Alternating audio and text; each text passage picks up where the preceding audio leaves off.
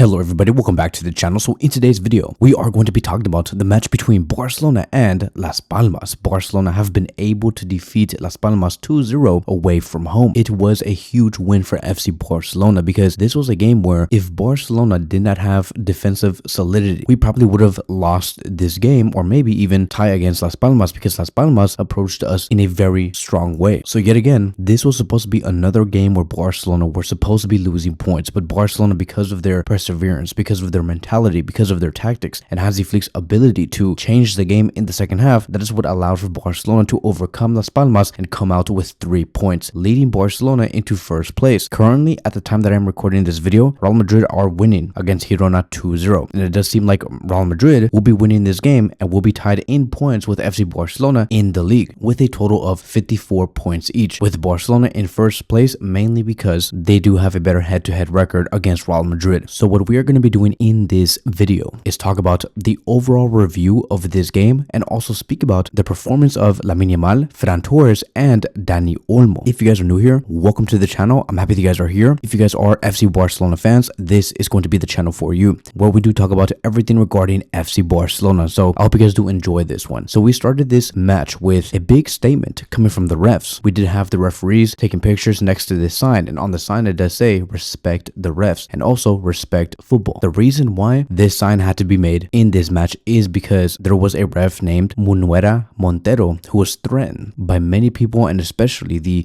Real Madrid fans that he was going to be hurt, that they're willing to threaten his family, and that, Montero was going through a lot of struggles recently ever since he did give Bellingham the red card that led towards Bellingham getting a 3-match ban. And that is the reason why these signs were placed up before the match between Barcelona and Las Palmas. It is because the refs have been going through a lot. As a matter of fact, Real Madrid have been complaining so much about the ref's decision that Javier Tebas even had to come out and disrespect Real Madrid. Keep in mind, Javier Tebas is a Real Madrid fan. In this interview that he did have, he did state, "I'm happy with Madrid's win. I'm very happy when Madrid won the Champions League. I am a Real Madrid fan." But then he said, "I know many Madrid fans who do not always agree with things. They're a crying club, crying all day. They cry for the full weekend. They will cry for the next weekend, and everything to them is the fault of a conspiracy." Real Madrid is a crying club for sure. As a matter of fact, the wife of Real Madrid's representative and pitchside delegate, Megia Davila, works in the referees committee, and yet no one has raised concerns about a conflict of interest like they did with Munuera Montero. So this is Javier Tebas basically saying all Real Madrid do and his fan base is cry about every decision that the ref do make, and Real Madrid need to act like clubs like FC Barcelona or Atletico Madrid and so forth. It's not just FC Barcelona, right? But he's saying that Real Madrid do need to mature, because if Barcelona, Atletico Madrid had the exact same mentality of Real Madrid and its fan base right now, they would have pointed out that the wife of Real Madrid's representative and pitchside delegate Megia Davila does work in the referee committee. But Barcelona and Atletico Madrid are not even complaining about this. They're not making this as an excuse when things get very difficult. They just continue to play their football. And Javier Tebas is asking for Real Madrid to do the exact same thing and to not complain about so many things and conspiracies. It just shows that they are very much insecure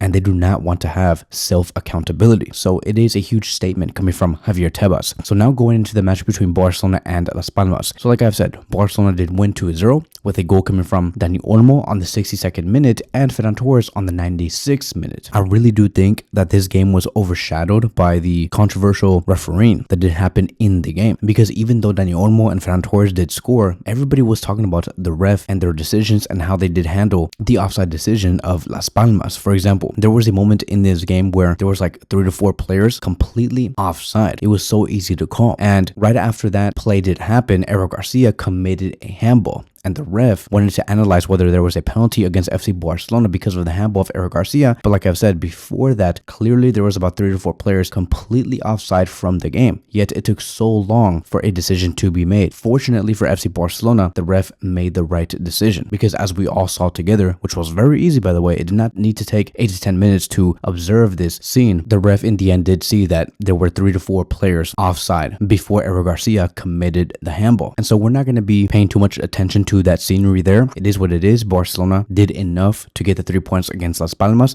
And let's go more focused on the players, right? Because Lamine Yamal has now had 50 goal contributions in 100 games in his career at 17 years old after giving an assist to Dani Olmo, who came in the second half to change the game. And I'm not going to lie, this is the first time I have ever seen Lamine Yamal have two very poor performances in a row. Yes, he's very talented. Yes, he's really good. But over the past 2 to 3 matches, Lamine Yamal has been underwhelming. He is experiencing a natural dip in my opinion in terms of his form. And to be honest, it's very common, very normal for any player to experience dips like this, and especially at 17 years old. Even though Lamine Yamal is making some sort of effect on the pitch, we know his capabilities, we know his ceiling, and he has been operating at 30% of his true level as of late. And I do think that there is something that needs to be fixed in Lamine Yamal's role, because for example, in this match, Lamine Yamal tended to drift inside a lot. Even if he did not have the ball, he was positioned very central, leaving the right wing very open, and this prevented for Jules Koundé to run into the final third because he did not want to have the right flank super exposed, especially knowing that Lamine Yamal was nowhere near the right flank, and it was very problematic. And in the match against Las Palmas had the central zones very crowded. Like, the last thing we wanted to see is for Lamine Yamal to be added into that crowded mix. Like, what was he going to do? So his positioning was very off. I do think that what needed to happen was for Pedri to pull out one of the central defensive midfielders of Las Palmas in order for Lamine Yamal to drift inside and create some damage, but Pedri did not do that. So it was very confusing, and Las Palmas knew what they were doing. They said, we just need to crowd the central zones and Barcelona will not do anything. And Lamine Yamal going into the center did not help whatsoever. All players were in the central zones. Rafinha in the center, Lewandowski in the center, Fermin Lopez in the center, Lamine Yamal in the center. Nobody was on the flanks where they could do some damage, as we can see here on the heat map of Lamine Yamal and the rest of the players. So there needed to be a change, and that is why when we got into the second half, Hansi Flick had to make some changes. And one of the players that did not really do much was Fermin Lopez, who was playing as the number 10 last night. And the player that replaced Fermin Lopez was Dani Olmo, and Dani Olmo came in immediately and provided so many moments of magic. He's one of the best in the world when it comes to operating in tight spaces. This was a match where we needed Dani Olmo because he is a player who can get to 2 to 3 players in tight spaces and create a goal scoring opportunity. Hence the reason why Dani Olmo scored against Las Palmas and made it 1-0. His ability to break down compact defenses is just remarkable. Hansi Flick really made the right decision. And so to me, Olmo is a game changer and is a player that transforms the team's attacking dynamics. Barcelona currently, without Dani Olmo, do lack a player who can consistently penetrate the box and create multiple options in the final third. The forward line especially has been very inconsistent in the past few weeks, making Olmo's skill sets even more valuable when we do have to unlock very stubborn, compact, narrow defenses. So if FC Barcelona want to have their best and strongest starting 11, you need to have Dani Olmo in there. It's unfortunate that Dani Olmo gets injured very consistently, but I do hope that in the future, the doctors and the physical therapists can really try and work with Dani Olmo in order for him to not get injured every season. Like whatever they have been doing with Pedri and the fact that Pedri no longer does get injured, I hope the exact same thing happens to Dani Olmo because Barcelona do need Olmo. It's almost as if Olmo never got injured or never gets injured, he can easily become one of the best players in the world. Like, yes, he is just that good. As for Ferran Torres, who scored the second goal, I'm not going to lie. Ferran Torres is low-key having a very solid season. Like, no one really talks about Ferran Torres, not the media, not the fans, but if you really look at his numbers, Ferran Torres is having a very, very big season. Yes, he is a secondary player, a player who is seen as a plan B, but he's a very strong